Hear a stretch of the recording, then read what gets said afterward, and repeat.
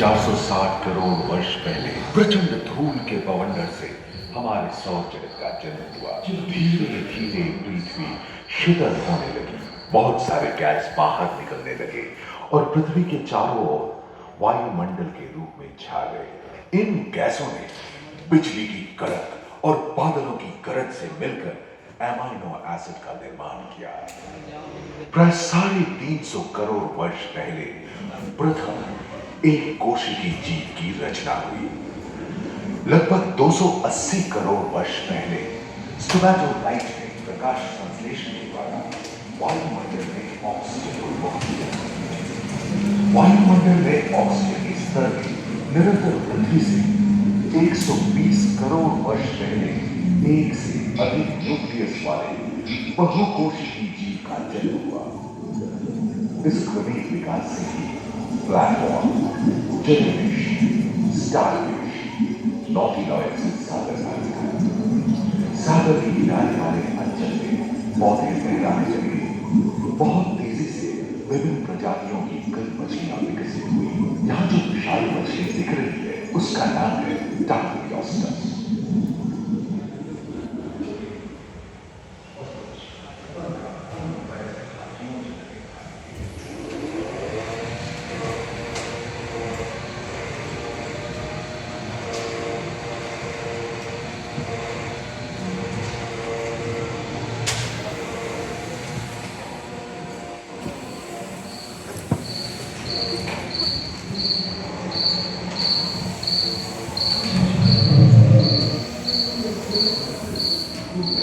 लगभग 35 करोड़ वर्ष पहले धरती पर पेड़ पौधों का जन्म हुआ, जो बढ़ते गए और घने जंगलों में बदल गए। घूम, मकड़े आदि पंखहीन पतंग एवं एक पियोस्टेगा जैसे उभयचर प्राणियों का आविर्भाव हुआ। सरसृप जैसे स्तनपायी डायमेट्रोडॉन प्रकट हुए, जिसकी पीठ पर नौका के पाल की तरह एक अंग था, जो ताप को नियंत्रित रखने में मदद करता था। सरसृप की तरह ही एक अन्य स्तनपायी प्राणी साइनोनेटस इन दिनों काफी प्रभावशाली हो उठा था। इसकी विशेषता कुत्ते से बहुत मिलती थी।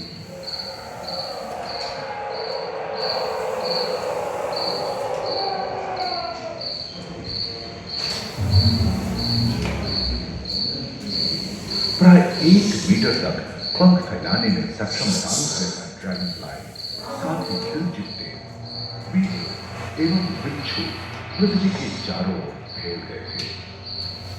धरती में पाए जाने वाले अधिकांश कोयले ही कार्बोनिफेरस युग के मृत पौधे से उत्पन्न हुए थे, जो कि धरती के अंदर दब गए थे। उन दिनों पृथ्वी के 1/3 हिस्से में एकमात्र महादेश था, जिसे पेनिनसुला कहा जाता था। जलवायु गर्म रहती थी। भूभाग पर प्रागैतिहासिक सरीसृपों का ही शासन था, जिन्होंने शुष्क जलवायु के साथ खुद को ढाल लिया था।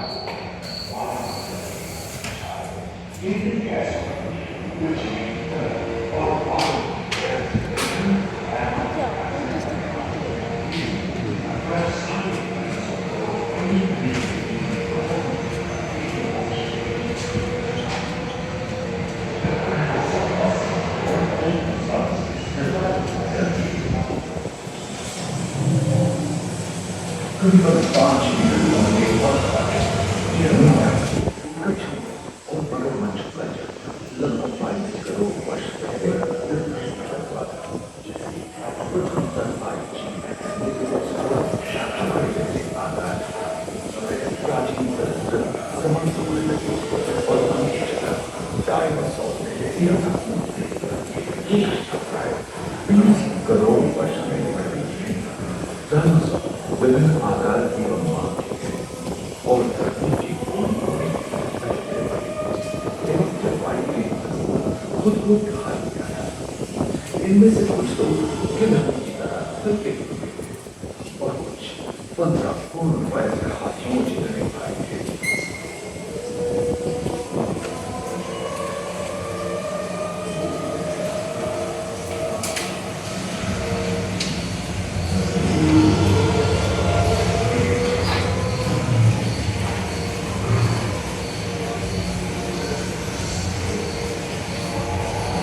कुछ 4 पैरों से चलते थे तो सियालोफाइसिस 2 पैर वाले डायनासोर थे।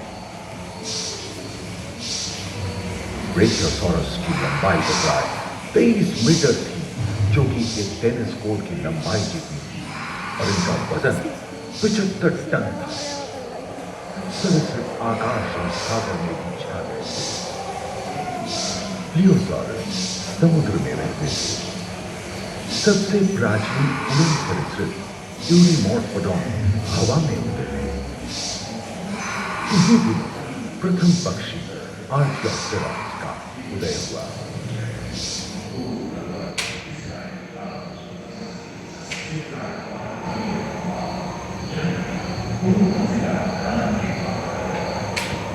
अगले 10 करोड़ वर्षों तक, यानी जुरासिक के अंतिम चरण से क्रेटेशियस युग का प्रथम चरण तक डायनासोर के लिए स्वर्णिम युग रहा। जलवायु में नदी की मौजूदगी से पृथ्वी पेड़ पौधों से भर उठी थी।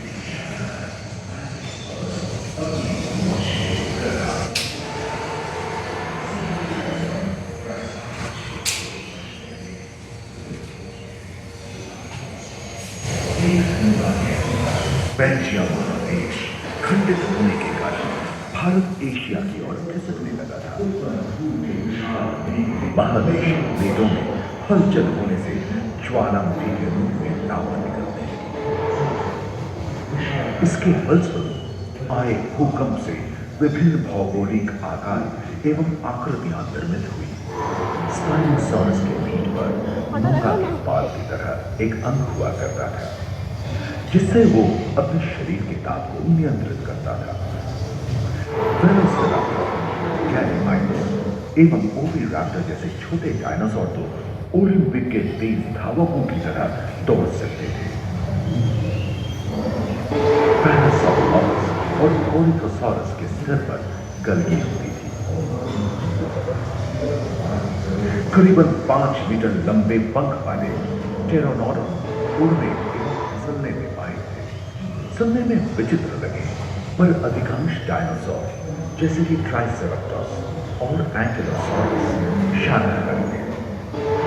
लॉरेसिया और गोंडवाना नाम के 2 भूखंड महादेश में रूपांतरित हुए एवं समुद्री गर्भ के कठोर आवरण से रॉकीज एवं अन्य पर्वत श्रेणियां निर्मित हुई।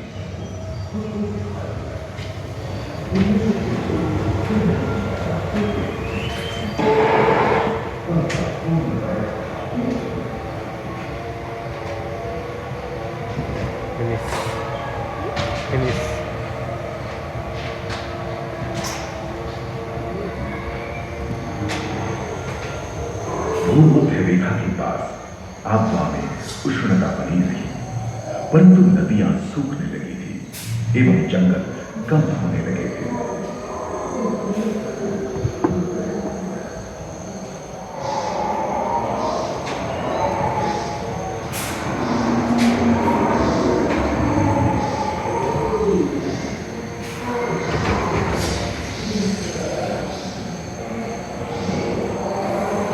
एकांत महादेश में जीव जंतुओं का विकास स्वतंत्र रूप से शुरू हुआ। सबसे पहले पुष्प वाले पौधे धरती पर विकसित हुए एवं परागण के लिए कीट पतंगों के साथ संपर्क स्थापित हुआ। वे तेजी से धरती पर बढ़ने लगे। इसी समय पहली बार धरती पर सांपों का जन्म हुआ। डायनासोर में सबसे भयंकर था टिरानोसॉरस रेक्स। भूस्थल पर इसका ही राज चलता था। यह प्राय 12 मीटर लंबा, यानी 2 मंजिला मकान के आकार का था।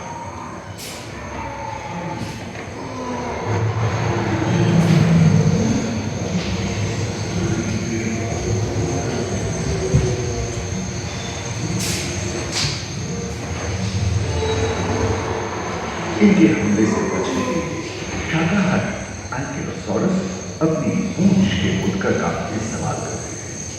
सभी डायनासोर प्राय 6 करोड़ वर्ष पहले ही विलुप्त हो चुके थे। एक अनुमान के अनुसार एक बहुत बड़ी भूमिका पृथ्वी से जा चुका है, जिसके फलस्वरूप उत्पन्न धूल के विशाल मेघ हजारों वर्षों तक सूरज की किरणों को धरती पर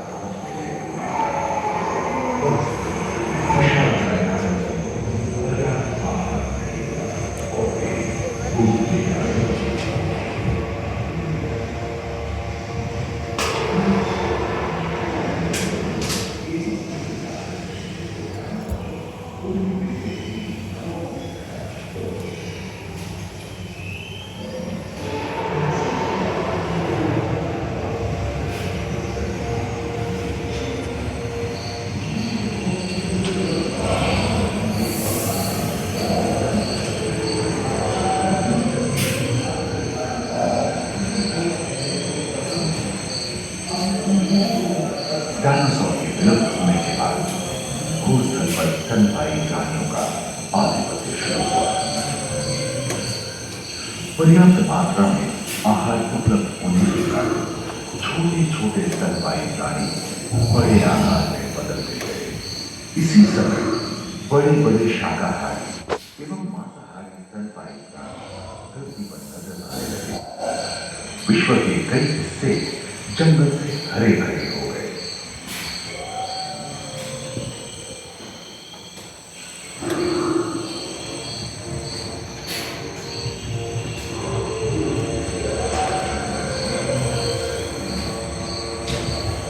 हाथी के पूर्वज डायनोथेरियम और घोड़े के पूर्वज यूहिपस की उत्पत्ति हुई, जो आज के हाथी और घोड़े में रूपांतरित हुए। लेमुर, टर्सियर जैसे प्राइमेट भी इसी युग में पैदा हुए। खोखली अस्थियों वाले आज के दिनों के पक्षी इन्हीं दिनों जन्मे थे। डायाट्राइमा जैसे बड़े एवं उड़ने में अक्षम पक्षी उन जगहों में रहते थे जहां मांसाहारी बड़े स्तनपायी प्राणी नहीं मिलते थे। एक एवं बंदरों का जन्म लगभग 1 करोड़ वर्ष पहले हुआ था। इस समय आदि मनुष्यों का भी आविर्भाव हुआ। जलवायु में शीतलता आने एवं फूलों पर बर्फ की चादर।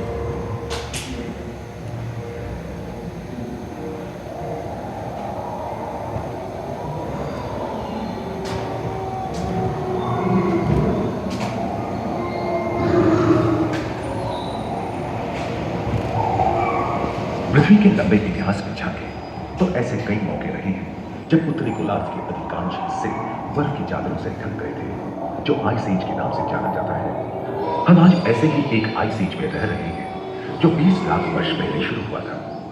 रोएदार गेंडे, रोएदार स्तनपायी और कस्तूरी गायों ने अपने शरीर के रोम की सहायता से शीतल जलवायु के साथ तालमेल बैठा लिया था।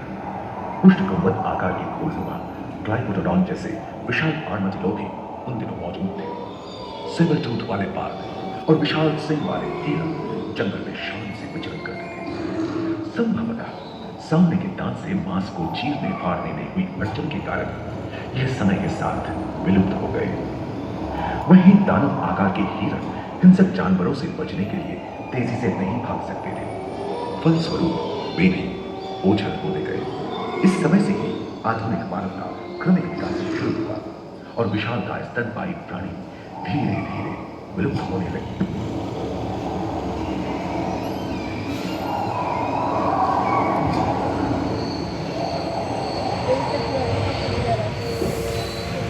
उम्मीद है कि आपको इस सफर में मजा आया होगा, जहां जीवन विकसित होकर लाखों अन्य रूपों में परिवर्तित हो। दूसरे ध्रुव पर ह्यूमन इवोल्यूशन पैनोरामा में मानव की यात्रा और विज्ञान और तकनीक तथा अत्याधुनिक तकनीक की भारतीय विरासत का भी किसी और के पहले ध्रुव पर आना है। अपने अनुभवों को यादगार बनाने के लिए दोबारा आज से जरूर आए।